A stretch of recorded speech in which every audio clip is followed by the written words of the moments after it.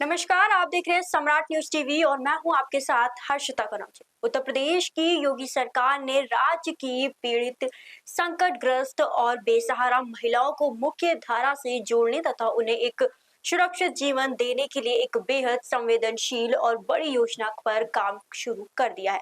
मुख्यमंत्री योगी आदित्यनाथ के कड़े निर्देशों के बाद महिला कल्याण विभाग इस महत्वाकांक्षी पहल को जमीन पर उतारने के लिए युद्ध स्तर पर डाटा जुटाने में लग गया है। इस योजना का मुख्य उद्देश्य उन महिलाओं को नए सिरे से सम्मानजनक जिंदगी शुरू करने का अवसर देना है, जो सामाजिक या पारिवारिक संकटों के कारण अत्यंत असुरक्षित परिस्थितियों में रहने को मजबूर है। सरकार का स्पष्ट मानना है कि ऐसे विपरीत परिस्थितियों से जूझ रही महिलाओं के लिए केवल तत्कालिक आर्थिक सहायता देना ही काफी नहीं है, बल्कि उनके दीर्घकालिक पुनर्वास के लिए एक स्थायी छत और मुकम्मल स्वास्थ्य सुरक्षा देना सबसे जरूरी है। इस योजना के तहत मुख्य रूप से 3 विशेष श्रेणियों की महिलाओं को प्राथमिकता के आधार पर लाभान्वित किया जाएगा। इनमें पहली श्रेणी में 3 तलाक से प्रभावित महिलाएं, दूसरी श्रेणी में एसिड अटैक की शिकार महिलाएं और तीसरी श्रेणी में निराश्रित एवं बेसहारा महिलाएं शामिल हैं। इन लक्षित लाभार्थियों को समाज में एक नया संबल देने के लिए सरकार देश और राज्य की 4 सबसे बड़ी और सफल कल्याणकारी योजनाओं को एक साथ जोड़ने जा रही है। इसके तहत पात्र महिलाओं को रहने के लिए प्रधानमंत्री आवास योजना या मुख्यमंत्री आवास योजना के माध्यम से पक्का मकान आवंटित किया जाएगा, जिससे उन्हें और उनके बच्चों को एक सुरक्षित सामाजिक माहौल मिल सके।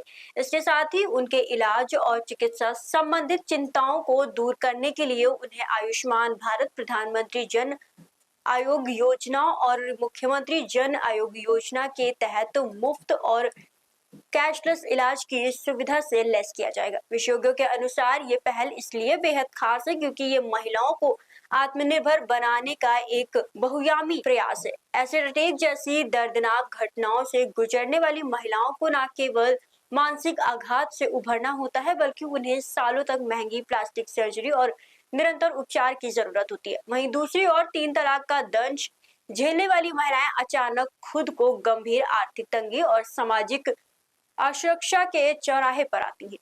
ऐसी नाजुक परिस्थितियों में यदि उन्हें राज्य की तरफ से एक पक्का मकान और मुफ्त स्वास्थ्य बीमा का सुरक्षा कवच मिल जाए, तो वे बिना किसी डर या लाचारी के अपने भविष्य को संवार सकती है। इस योजना को सफल सुनिश्चित करने के लिए शासन स्तर पर नो भटकाव की नीति अपनाई जा रही है। अक्सर देखा जाता है कि जानकारी के अभाव या जटिल प्रशासनिक प्रक्रियाओं के डर से सबसे ज्यादा जरूरतमंद लोग ही सरकारी योजनाओं के लाभ से वंचित रह जाते हैं।